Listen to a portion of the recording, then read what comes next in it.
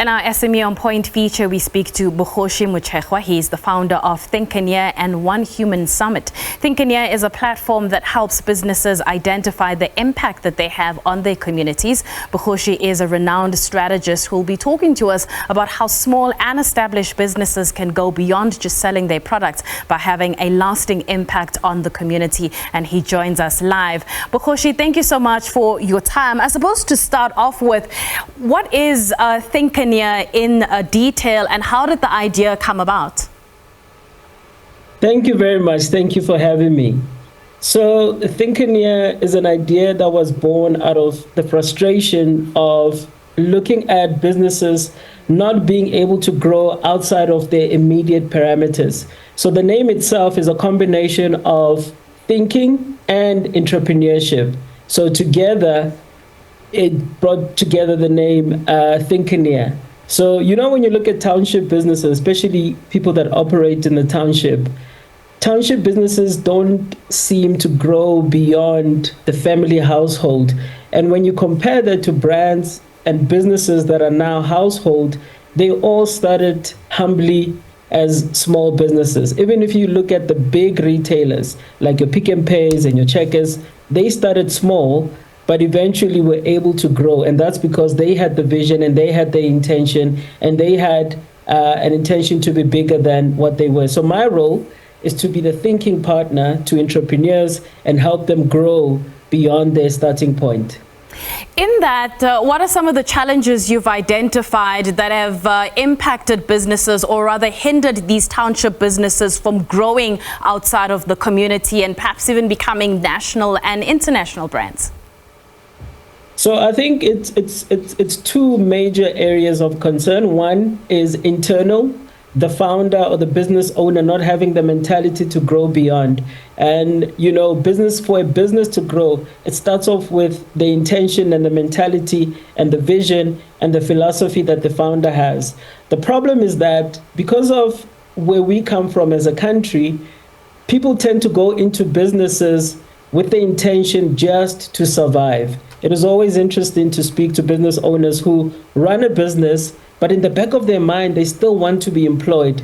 So they see their business as a means to an end, and the end is to get a job. So therefore, the mindset to build beyond is not there. So what I think businesses should get into the mindset of is to solve problems. I think when your departure point is to identify a problem, solve it, serve the market, that's when you find opportunities for growth, to penetrate, satisfying customer needs.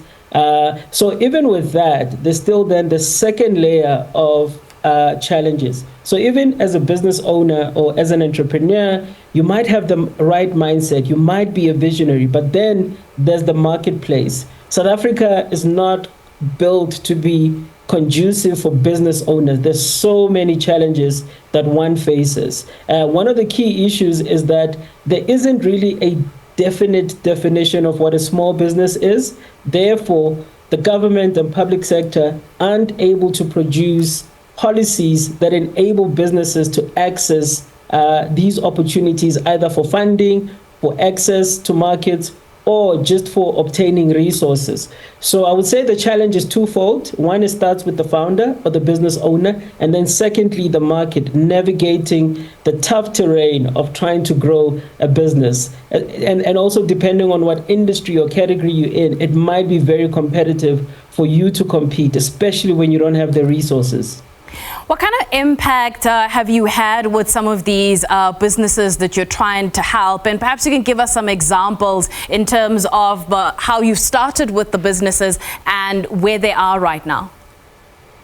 Absolutely. So I work across the board with micro businesses, small businesses, and large businesses. And obviously the objectives or the demands are slightly different.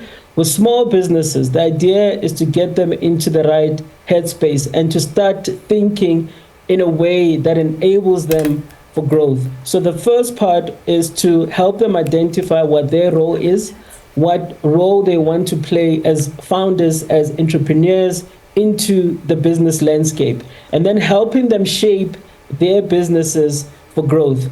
It is always pertinent to think about your business, not just for today, but for long term. And usually what drives growth is the philosophy that business owners have. So some of the entrepreneurs that I've helped them rethink and relook at how they position or see themselves. Some people go into business and they just focus on the products and services, the functional benefits. But to really scale and grow, you need to have the mindset, the philosophy that taps into the consumer needs, so that then you can start innovating to solve for consumer problems. So the businesses that I've helped grow is to help them refine and define what they are, who they are, and who they're trying to serve. And some of these businesses have managed to achieve success, be it in a small scale or on a larger scale. On a small scale, they're able to then penetrate corporates, being able to sell themselves successfully, in then getting the business, in helping them get in business inside big corporates. And then in terms of big corporates, if you look at just South Africa and where we are as a nation, I think corporates play a critical role. So in terms of impact and sustainability there, we encourage corporates to play a much more deliberate and purposeful role. It's all about corporates for good. So we encourage corporates to, whilst they are, chasing after the profits, the big profits, for them to play a key role in our country. Our country has a lot of needs, and corporate South Africa can play a meaningful role in having those changes happen. You're also the founder of something called One Human Summit. Now, it's a very interesting name, One Human. What's that all about? Thank you very much. I love that. I love the fact that the name itself is interesting. So, that always sparks the conversation. So the One Human Summit, at its core, is about discovering the extraordinary in humans, and at the same time discovering extraordinary humans. The role and the purpose of the One Human Summit is to identify, single out, celebrate, and amplify what I refer to as humans of impact. These are extraordinary humans who, a lot of people that I've spoken to, in fact, even the person that is the one human guest, this individual could easily walk into any corporate, even globally. But what they've decided to do, their choice is to do work that is important, work that is significant, and work that makes a significant change in the world. So ultimately, in essence, what we try to do is to put a spotlight on people who choose to do important work that progresses us as humans. Yes, there's this conversation around, together we are stronger, or stronger together, when, especially from our sporting code, when the likes of the Springboks do well, we always talk about coming together and doing things together. But if you look at just the history of humanity, yes, together we are stronger, but it is always individuals who raise their hand or raise their heads to do something significant. The trajectory of our life as humans, as people, life as we know it, has always been shifted by individuals, and then the masses follow. For example, if you look at the automotive industry, one name always comes to mind, Henry Ford, and he was famously quoted as saying, if he had asked people what they wanted, they would have said a faster horse. But he had the vision of how humans could move swiftly. So in the context of South Africa, there are individuals who are doing amazing work, phenomenal work, especially, when you think about us going into elections, we always look at politicians, but we have individuals who are doing amazing work. They're out there on the field doing work. And so the platform puts those people on the spotlight.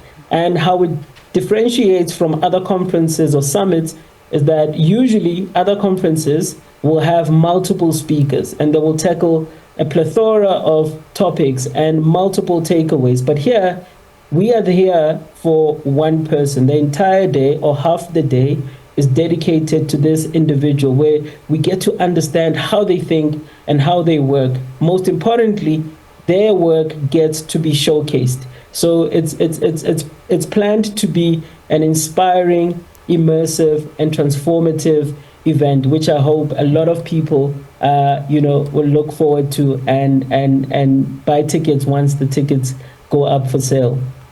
Bogoshi, unfortunately, we have run out of time. However, thank you so much for unpacking everything that relates to Thinkerneur, as well as helping us understand what the One Human Summit is all about. However, that is Bogoshi Motshegwa. He is the founder of Thinkerneur and the One Human Summit.